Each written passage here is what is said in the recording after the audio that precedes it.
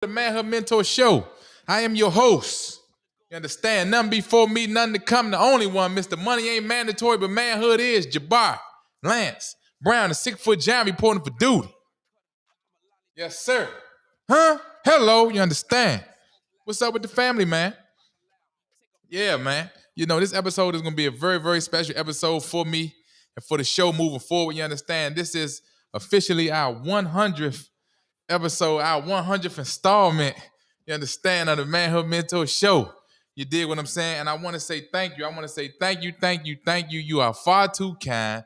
Thank you, thank you, thank you. This is your show, not mine. Shout out to that boy, Jigga Man. You understand? This is your show, not mine. You understand? And what we want to do in this 100th episode of the Manhood Mentor Show, you know, in an extension of our gratitude, not only to the supporters, I want to extend my gratitude outwardly in front of the whole entire world to my number one supporter for all of my life. I want to extend this episode to my mom, Miss Carol Ann Brown. Mom, I love you. I respect you. I honor you. I cherish you. I want to acknowledge my gratitude for everything that you've done for me throughout my whole entire life. And this episode is going to be a tribute to you, right? So without further ado, let's jump into the lesson for the day. You understand? We want to talk about this word queen, right? We hear it used loosely in our culture and in society today, but let's get into the definition of what the word queen actually means, right? This is one of the definitions in the context. It says something having eminence or supremacy in a given domain and personified as a woman.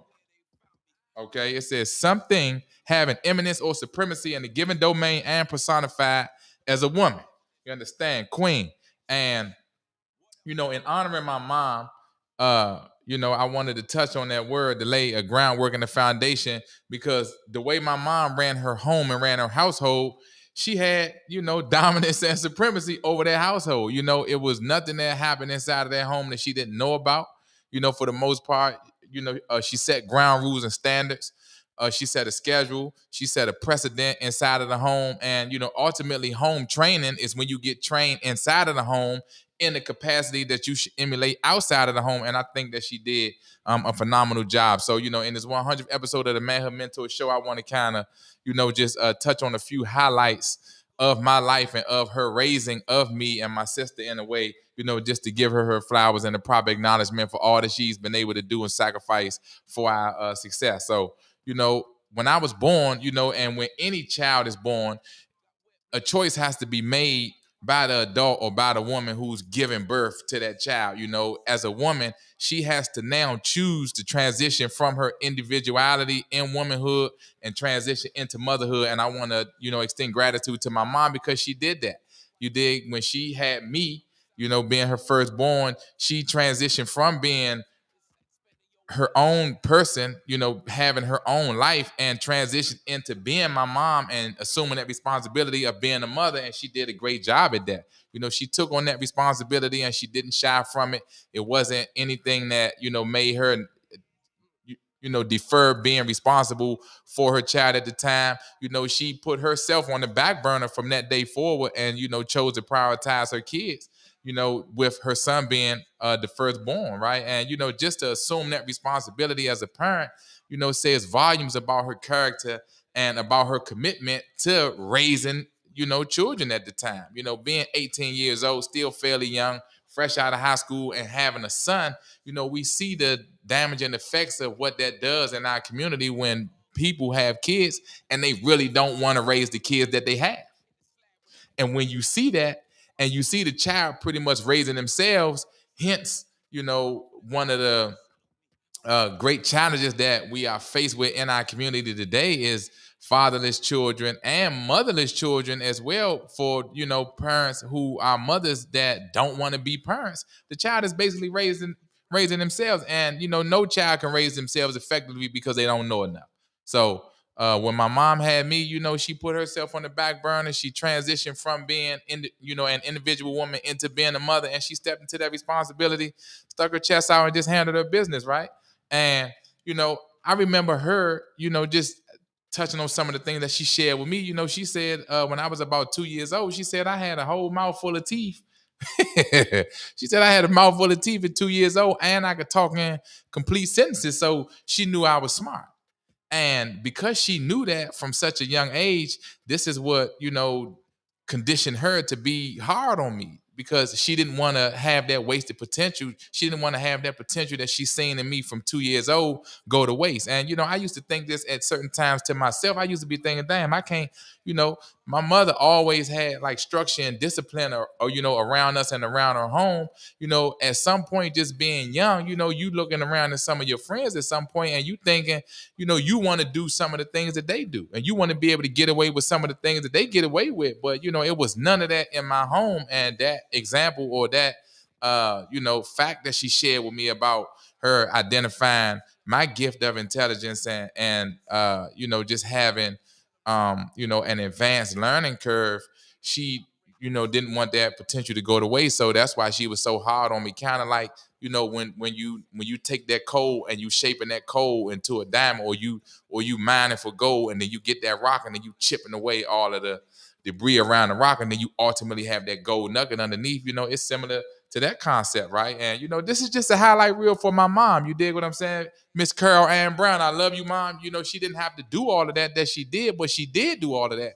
That at times I didn't appreciate it when I was young, but as I grew up and I grew into adulthood, I realized to appreciate it even more, because having that attention to detail and having somebody sacrifice their love and their time and their lifestyle, being 18 years old, still young, I mean, we already know how it is to be 18, those of us who have transitioned past that, and even young people who are in that age window right now. Some of them don't even think in the capacity of actually being a parent. They just want to have a child.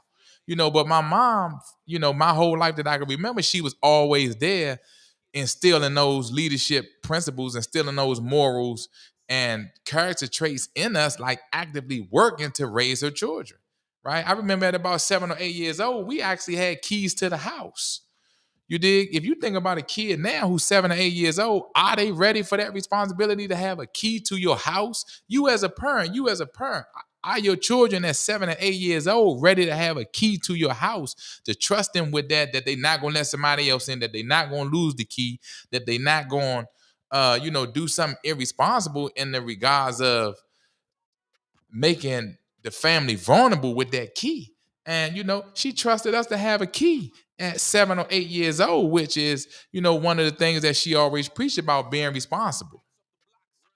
Right? Being able to be responsible and being able to be trusted with responsibility. She's been preaching that to us since young children, because she knew at some point in time in your life, it's going to be required for you to be responsible for yourself with me not around. So we might as well get started on that part of the game right now. And she was always progressively moving us forward toward independence. And men know, all of the people who've been watching and following the program know, that's one of the things that I promote and I preach. You understand? Hello, I promote and preach independence, leadership, and empowerment. And I preach it from a man's perspective, but all of these things were instilled in me from a young child. And I took these things and added the masculinity to it and added the lessons and the rules of the game from a male's perspective, from a man's perspective, to these same principles and characteristics that I had been fortunate and blessed to be introduced to in my home. And it has served me in a great capacity, and I really wanted to have the same effect for you, right? And and having that responsibility and being conditioned from a young man with that mindset of being independent, it helps to develop self-sufficiency. And it helps you to develop more of a self-identity as you go out here into the world. You know that it's already somebody looking to you for contribution. And, in essence, looking up to you. Like, even though I was a child, but this is her looking up to me in a particular way to step up. Right. And you don't know all of this stuff when you're going through it. But as you become an adult and you develop into who you're going to be and into who others need you to be for them, you realize that, you were in a blessed situation. You were in a very favorable and, highly fortunate circumstance, having a parent and having a mother who wanted to be your mother. You know, we were going to school in elementary. My mom used to come up to the school and be a substitute teacher, which I hated. I listen, I hated that my mom was the substitute teacher in elementary at certain times, only because at that point I couldn't do what I wanted to do. Right? It wasn't no time in school when she was a substitute that I could really cut up and just veer off to the side and kind of be a knucklehead, like really what I wanted to do. You understand me? Like I really wanted to cut up and just be a knucklehead like the rest of the kids, but at some point I couldn't really get into my bag like that because my mother was up there as a substitute teacher. But the lesson and all of that is, this is another level of sacrifice and commitment that she chose to display for her son, which is, to be hands-on even in his education. Right. And even though I was on the honor roll in her house and our house, I still had to go to summer school. I'm on an honor roll and still had to go to summer school. Why? Because this showed discipline. You see, this showed discipline from her to me, and this showed discipline for me to myself to say, just because you're doing good, you don't slow down and sit on your hands and rest on your laurels. Nah, you keep pushing and you keep getting better. And, she didn't want us to have an idle mind, which is in essence the devil workshop. And then it creates deficiency, or you ending up regressing because you sitting still and you idle too long, and the progress and the progress and the progression that you made starts to regress, and you start to forget certain things that you may have learned because you're not using it. Right? She was on that. She was always on staying busy and doing something positive and constructive and not allowing us to waste time and to waste our life. Everything was on the schedule in our home. Everything. It was a time to wake up. It was a time to groom yourself. It was a time to go to bed. It was a time to make your bed. You understand? You couldn't even leave out your. It was a time you couldn't just go outside early in the morning. You understand? It was a time to play the video game. You couldn't play the video game or go outside before 12 noon. And just for the record, you understand me? And just for the record, you couldn't even go outside every day. Right? Every day you couldn't go outside just because it was a nice day outside and you looking out the window. Man, my mother look at you like you crazy. Like, you ain't going out today. You like, why? She like, because I said so. Hot broke. You hot broke as a kid thinking it's a nice day, everybody outside. I'm going to go outside. Nah, she like, nah, you need to stand here and study. I'm like, study for what? I'm on the honor roll, Jabbar. You're not going outside today. I'm hot broke, but this is her trying to keep me from what she knew was outside. This is her trying to prevent me from having an expectation of going to go waste time every time that I get an opportunity to do so. See, I didn't know all of this. I'm just thinking, man, I'm a kid. I should be able to go outside and play. My friends outside with no. You understand? It's a time for everything. You dig? Her famous line was, outside to be outside when you get outside. I'm like, Mom, can I go out? No. I'm like, why? Outside to be outside when you get outside. If you get outside. So, this is, but see, this is when I started developing my communication skills and my negotiation skills. You understand?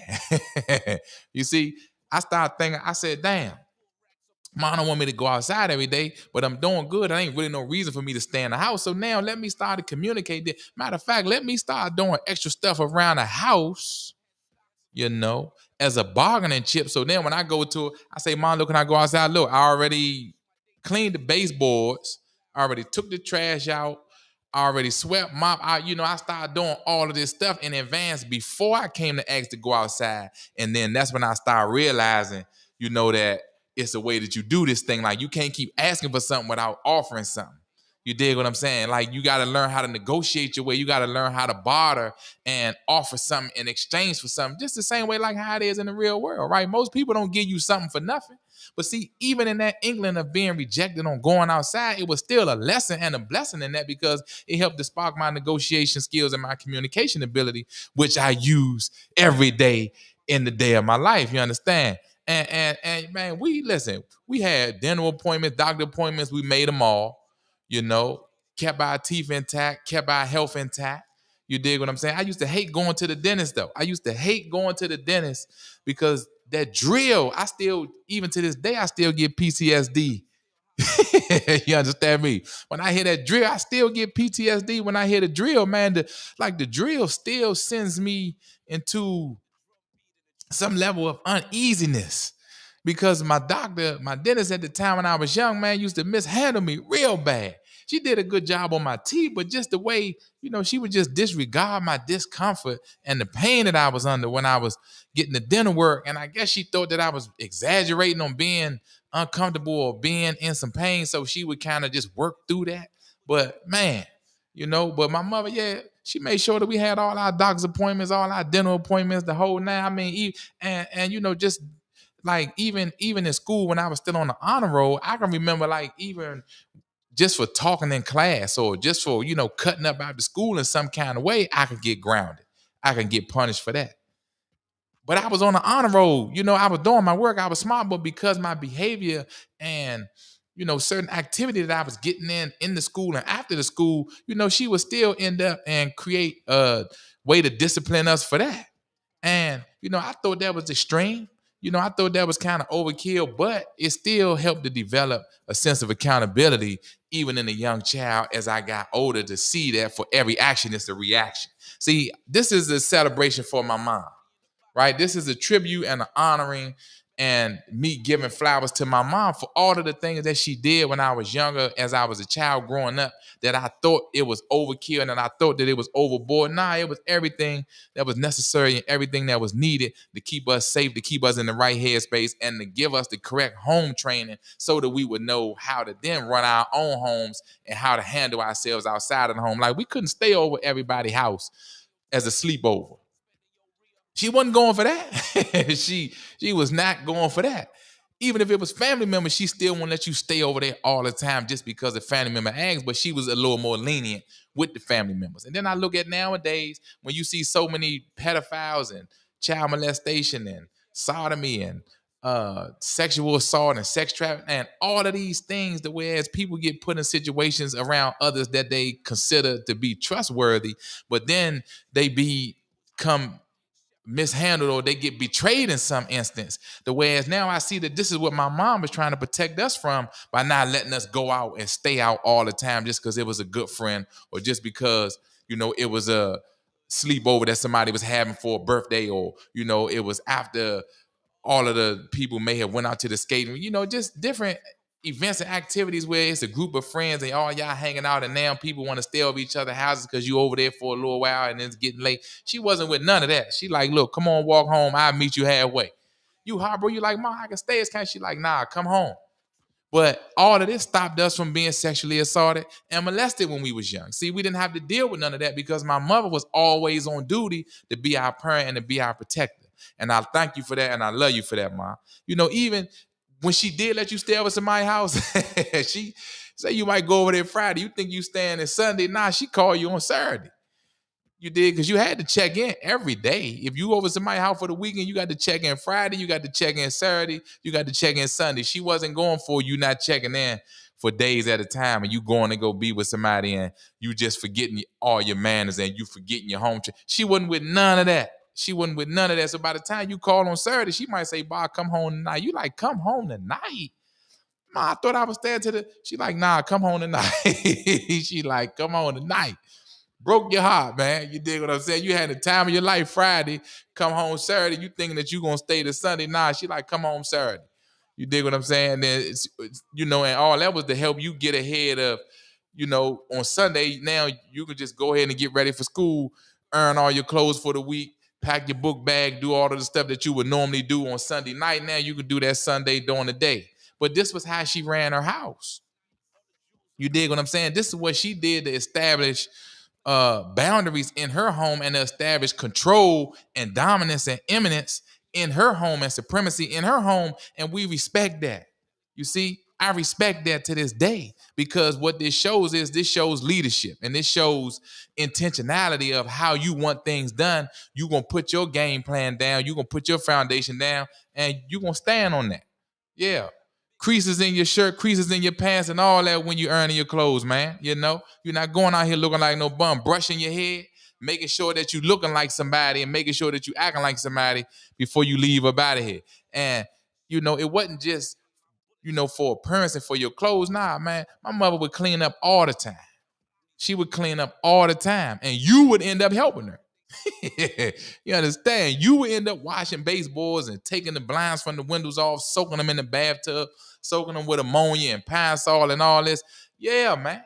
You're going to know how to clean. You're going to be clean. You're not going to be dirty, and you're not going to be attracted to nobody that's dirty, because this is not how you grew up.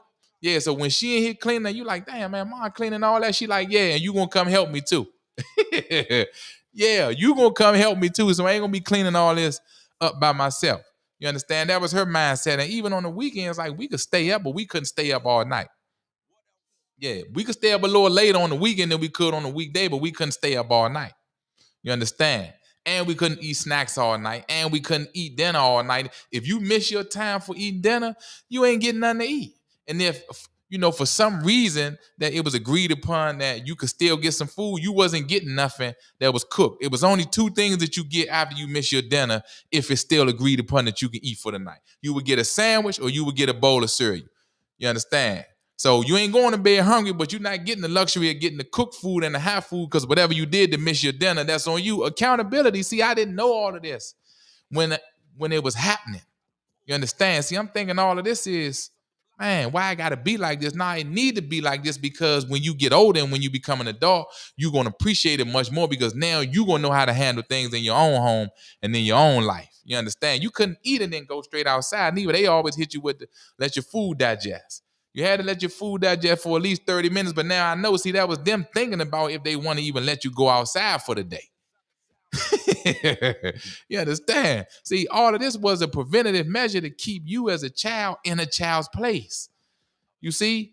And we see now it's far too many children growing up too fast and getting outside of a child's place too soon. And it's causing conflict in the home and in the community because they're not getting the home training in how to act in the community. Hello, you understand me? Yeah. And see, even when it came to your digestive health, man, my mother was already on laxatives and all that. You had to take a laxative like every 2-3 months. Flush you out, clean you out. But when I'm thinking about it, I didn't really get sick when I was young neither. I don't even get sick now. You understand? And this is because what a lot of people don't know is, see, your immune system, your digestive tract is the main component to your immune system. So when you're not passing waste out of your body regularly and effectively, you understand? This is causing your immune system to malfunction. Yeah. And see, I didn't know all of this, of course, as a child, when we got to take a laxative every 2-3 months, cousin them laughing. You dig what I'm saying? My friends and them laughing.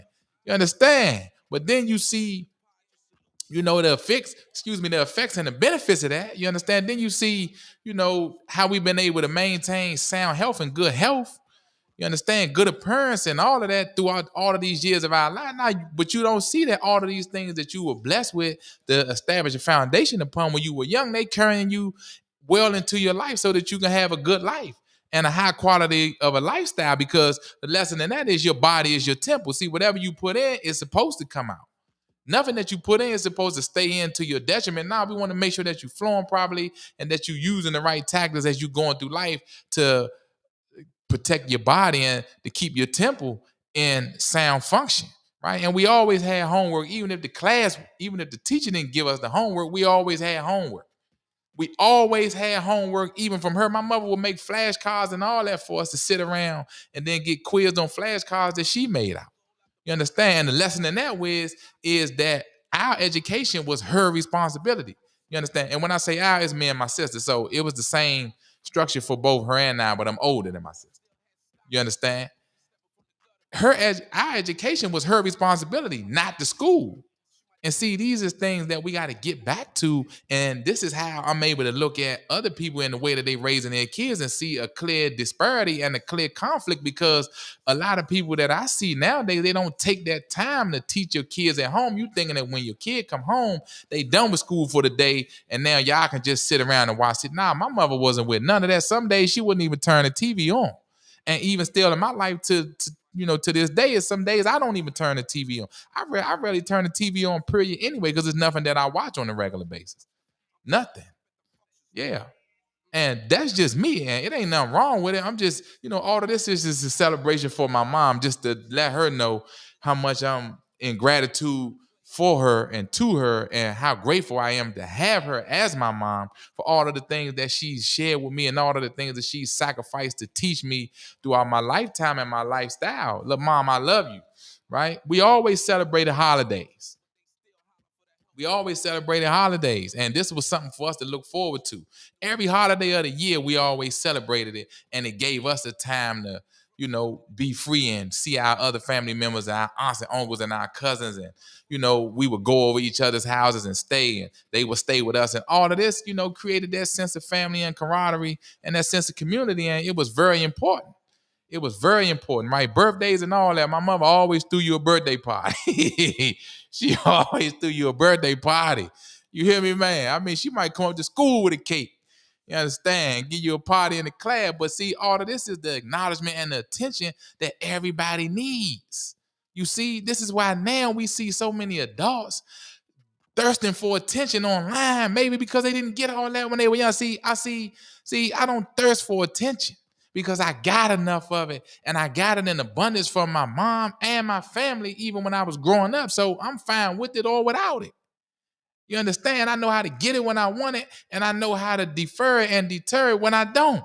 Hello, you understand? See, I'm already used to that, so it's nothing that is, it's nothing new to me where I got to act outside of myself in order to get something that I never had because I always had it, thanks to my mom. You understand? She acknowledged your presence in every way. She spoke life into you, and she didn't use curse words when she talked to you. When she had to admonish you and correct you, she never cursed you out. She might fuss you out. She might shoot your head off. You understand me? Man, she might fuss you out outside in front of a group of people, but she's not going to curse you out because she understood the power of words. She was very careful in the conversations that she had around us. You never heard her on the phone talking about grown-up stuff. You dig? If she had certain grown-up conversations, it was more likely before we went to school or after we went to bed. It wasn't no grown-up conversations being had while we right there. If it was something she needed to talk about, she would send us in the room and she would have her conversations in the other room with the door pulled up or the door closed, but there was never no closed doors around there for us. Nah, all doors open around here. You close doors when you get your own place. Hello, I'm the only one who closing the door around here, and that's because I got to either change my clothes or have a grown-up conversation, but that's not for you. Stay in a child's place. You understand? With certain programming that we couldn't watch because of the language. And the lesson with that is, she kept the filter around her kids to maintain our childhood. She kept the filter around her children to maintain the childhood of the child. Not letting us grow up too fast. You dig what I'm saying? She kept all the awards we would get throughout school as we grew up. We would get awards from school, different, you know, celebratory awards, trophies. She kept all of that as a keepsake. You dig? And this is a reminder for anybody through our life is that we all need validation. Is only wrong when you seeking undue and unnecessary validation. You understand? We all need validation, even if it's just from yourself. So when you're looking at your old awards and your old trophies and your old diploma and your old degree, and your old certification, all of this is silent validation to yourself and reminding you of who you are. Huh? Come on now. You understand? See, I didn't know all of this when my mother was doing all of this, but then when I look back on it and see, I'm like, damn, man, mom was on it. You dig? It wasn't no idle time. We had to go to school all year round. Yeah, and when we was old enough to get summer job, I had a summer job since I was 12 years old. And when I got the summer job, I was like, Mom, it's summer. I should be ready. Because she like, nah, you don't get no breaks in life. she like, nah, you not about to just ain't no summer break for you. Yeah, you out of school for the summer, but you gonna be doing something constructive all summer. I had to go to work. And when I got my check, oh yeah, I had to pay rent. Yeah, I had to pay rent. Right. And some people out here, even now to this day, got their kids with them, living with them as adults, and the adults don't pay rent because it's your child. Nah. Her concept behind that was now I didn't have to pay a lot of rent. I think I paid maybe $25 a check or $50 a check, something like that. But what it did was it conditioned me to now pay my way and to budget my money around having deductions coming out of my check because I had other financial responsibilities. See, the whole check is not yours. See, you got to pay your way first with some of that check, and you got to manage the rest of it once you have these deductions coming out of your money that you need to create stability in your life, that you need to sustain your life. See, you can't stay nowhere for free. You can't stay nowhere without having something to eat. You understand? You can't stay nowhere without having gas, lights, and water.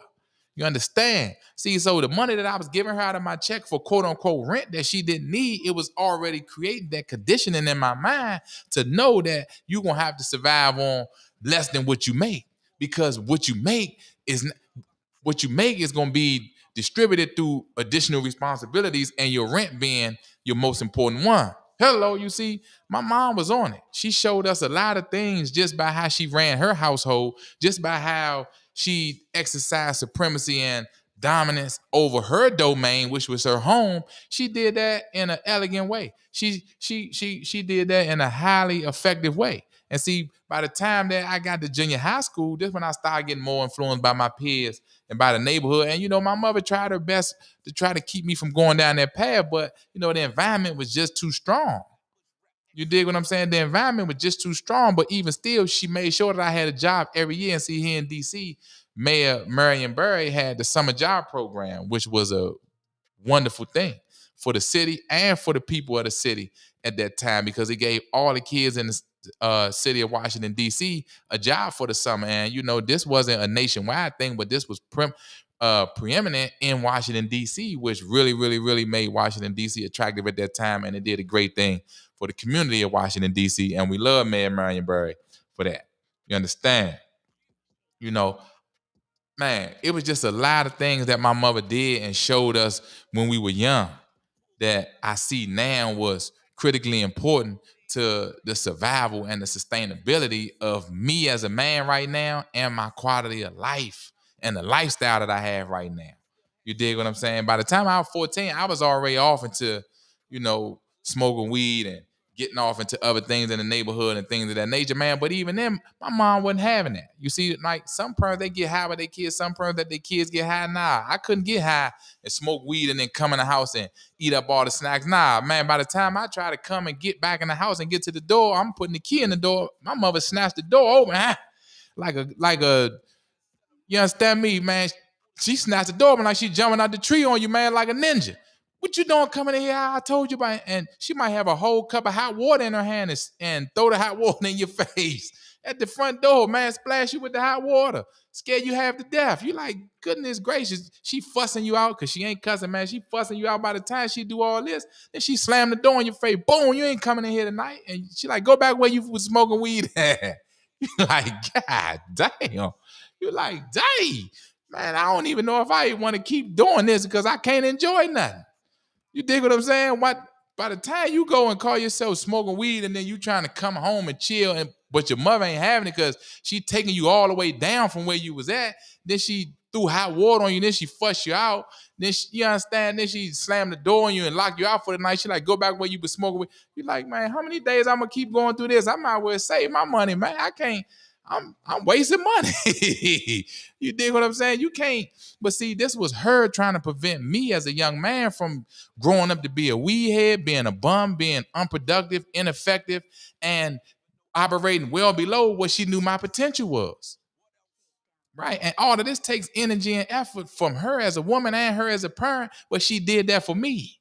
You dig what I'm saying? See, I couldn't see myself at the time, but she's seen it and she didn't want me to grow up to be a drug addict. And I love her for that. That's another thing that I love her for, because even to this day, I don't smoke weed now. And I know that some of the opposition that she displayed toward me, you dig, when I was growing up, I know that played a part in it. I know that played a part in it. You dig what I'm saying? She wasn't going for none of that. Yeah. And, because she already knew primarily that our family had already struggled with drugs and alcohol. So she wasn't just going to stand by and stand around and just watch her child develop into what she had already seen so often in her lifetime. She was, man, she put her foot down on that and it worked. You dig what I'm saying? Man, I remember by the time I was 18, I had my first credit card. 18, 19, I had my first credit card because of my mom. Right? She got me signed up for the Capital One credit card because she knew that credit is critically important to the success and the advancement of your life and lifestyle in America. She made sure that I had a credit card even during that young age. You understand what I'm saying? You don't understand this at 18, 19 years old. You dig? It ain't like now with the internet around where everybody talking about investments and real estate and resources and credit and banking relationship. Nah, you talking about 98, 99. All of that information wasn't available to everybody then. You dig? The internet had just came out probably about 94, 93. You dig? The internet was just coming out around 94. So you talking about back then, she was talking about credit back then and educating me on how to use credit back then. You dig what I'm saying? And she was really, really happy when I graduated high school, as most parents are in the inner city community. That's like a badge of honor when you graduate in high school. You dig? And she was equally as disappointed when I started getting off into the streets. By 19, I had my first felony charge for attempted robbery. She was heartbroken about that. And then I had another charge by the time I was 22 facing the trial. And, that's when she was done with me. She said, look, Jabbar, you in jail, don't call me. You know, she gave me that tough love. She said, listen, you in jail, don't call me. And I'm going to tell you why. She said, you too smart to be living how you living. You in jail, you got yourself in jail, don't call me. Yeah, you too smart to be living how you living, you deal with that. And got off the phone on me. And I never forgot that. I never forgot that. That was a turning point for me and her in our relationship, but it was definitely a turning point for me. And I knew, man, when I got out of jail, I knew I was going to do things different, man. So after I beat that trial, you dig that, when I started going legit, I started going straight. And my mother was right there to help me. She was working 2 jobs at the time. She was getting on the bus and the train, letting me use her car so that I can go back and forth to look for jobs. And when I found a job that was a little further out that I had to drive to, she let me keep the car to drive to these jobs to give me a fair shake at this new life and this new direction that I was taking my life in. And I love and respect her for that. You dig what I'm saying? Like, she made a sacrifice for me having 2 jobs. She chose to get on the bus and the train to give her son a shot to say, well, he's saying he ain't going back to the streets. He's saying he wanted to change his life. He's saying, so I'm going to help him. Right? Unselfish, sacrificing, you know, showing that unconditional love, being willing to sacrifice for your kids. You dig what I'm saying? Being able to water that seed and with the expectation that that seed going to grow into a tree. You dig what I'm saying? I know I've been blessed to have the mother that I got. I know that. That's why I'm giving her flowers now on this 100th episode. Hello, you understand me? That's why I'm giving her flowers now on this 100th episode, because she deserves every flower that she get from now until eternity. Mom, I love you, Mom. I respect you. I honor you. I cherish you. I appreciate you. Yes, indeed. Yeah. And, you know, it was around this window of time when I finally got the job and then I started doing things differently. She said, she like, Jabbar, you should mentor other young men. You should mentor. I'm like, on what, Mom? She like, you should mentor other young men on how you did it, on how you changed your mind and how you left the streets and how you changing your life right now. And you dig what I'm saying? And you know, this was about 24 years old for me. You dig? And at the time, I didn't think I had enough experience. You know, I was just coming out of the streets. You know, I was just changing my life. I was just getting a, you know, stable employment after, you know, leaving the street life. So, you know, I didn't have everything that I have now to contribute, you know, but even still, she already seen that for me and she's seen that in my life, you know, and she spoke that over me even at that young age, you know, even at that point in my growth and development. You dig what I'm saying? And then, you know, as time went on, I got a better job, and then I got another job, and then I got a better job, and then I got more credentials, I got more licenses, I got more skills, you know, they helped me make more money. And then eventually I wanted to buy a house. And when I decided that I wanted to buy a house, I called my mother again. Mom, look, I'm ready to get a house. I need your help. She like, all right, what's the plan? And see, that's one thing that, you know, I emphasize for men nowadays is to always have a plan. But that concept came from my mother, because whenever I asked her for help, she always would say, what's your plan? Hello, she would always say, what's your plan? You dig what I'm saying? Because it's critically important to have a plan. Because if you don't have a plan, whatever you're doing is not going to make sense, because it's not tied to the completion or the development of a project, or the development of the completion of a project. It's not tied to nothing, whatever you're doing. This is why you need a plan. This is why it's critically important. And when she said, what's the plan? I told her what the plan was. She said, all right, you can come back and stay. This was the one and only time she ain't charged me rent. This was the one and only time she didn't charge me rent, because she knew I needed to save all my money now. You dig what I'm saying? She like, yeah, well, and then I wasn't asking her to co-sign on the house. I wasn't asking her to put down no deposit, no down payment. So she said, well, look, Bob, you don't got to pay me no money this time, because you about to save all your money and you will need all your money to get your house. And sure enough, I got that house in maybe like 9 months. I came back to stay with her March, 3rd month. Yeah, by December of that year, I had my house. Hello, thanks to my mother. By December of that year, I had my house. You dig what I'm saying? And, you know, after that, things just took off for me, man. And it's been going up, bro. It's in real estate, trucking, stocks, entrepreneurship, certifications, live events, living out of state. I mean, just a number of things, man. You dig what I'm saying? A number of things that happened to me in a positive way, in a constructive way. And I know that it's, you know, because of the continued and sustained support that I got from my mom. You dig what I'm saying? Like, I've been experiencing some great things in my life. And, you know, my mother was heavy on discipline, heavy on structure, heavy on being a leader, heavy on having your own thoughts and ideas, heavy on being your own person. And, you know, that's who I am today. I am a reflection of what she wanted me to be, along with other things that I had to develop and discover on my own. You dig? She was adamant on you, Jabbar. You don't be a follower. You understand? You be independent. You be responsible, and you be your best at all times. She was adamant on that, and this is the message that I promote and that I exalt and emphasize on with all men that I come in contact with, because I know how critically important it is to embody those characteristics, right? She was always, always, always a proponent of having morals, principles, values, character, honor, and integrity, right? And I be here until all of this studio equipment, all of these lights, camera, and monitors, and all of this stuff go dead, man. The battery will be drained out and dead trying to document everything that my mother has done for me, right? But I say all that to say, one time for the queen, Miss Carol Ann Brown. One time for the queen, Miss Carol Ann Brown. Mom, I love you.